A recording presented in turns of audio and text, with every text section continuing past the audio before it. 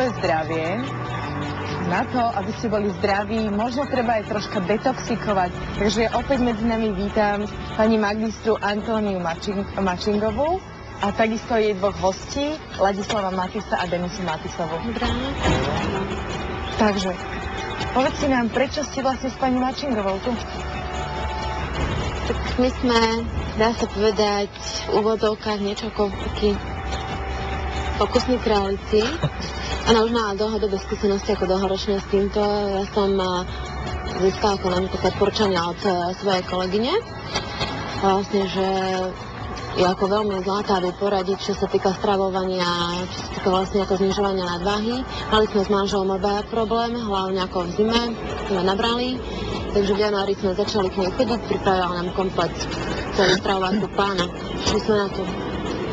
Aké boli prvé pocity? Veríš si tej metóde, ktorú odporúčala? Tak ja som osobne bol trošku skeptický na začiatku, ako každý asi, keď chce vyskúšať niečo nové, on tomu neverí.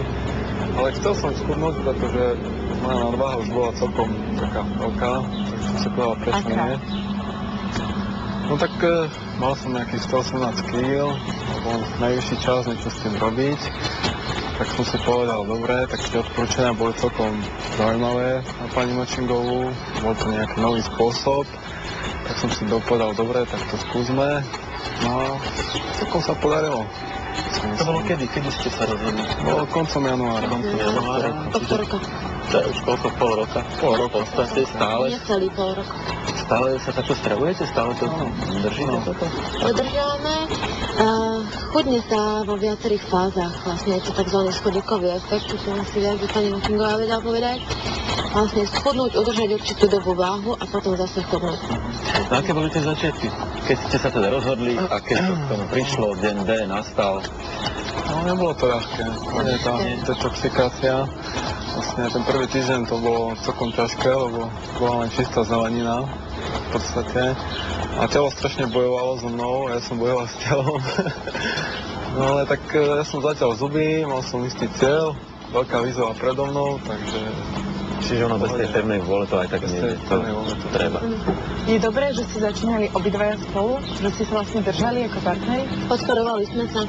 Vlastne každý má niekedy tie slabé chvíľky večer, že mali som si čokoládu alebo niečo také a to máte, že no, určite, akože zahriatí sme jeden druhého. To vzájomná podpora psychická.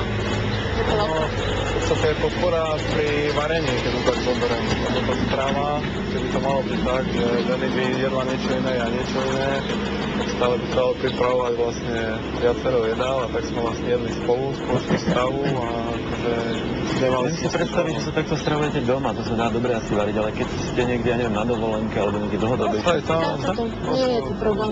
Beriete si aj so sebou nejaké potraviny, nejaké veci, alebo všade sa dá všetko zohnať? V podstate v počiatku áno, pretože ja som ešte nevedel, ako správne kombinovať tú stravu a jednoducho ja som aj viac cestoval, bol som mimo, takže nemal som nejak záujem niekde chodiť vonku a vymýšľať, ani som nemal tie skúsenosti. Spočiatku som si bral nejakú vlastnú stravu, ale teraz v podstate nemám problém to jedlo, ktoré je dostupné všade, nejak skombinovať a vlastne zjesť. No, my sa budeme ešte rozprávať s vami aj naďalej, ako sa teraz cítite, že či ste šťastní, spokojní, či ste smutní, ale vyzeráte veselí, takže asi to funguje. Len ideme divákov pozvať opäť na jeden hudobný festival, ktorý sa bude konať začiatkom augusta.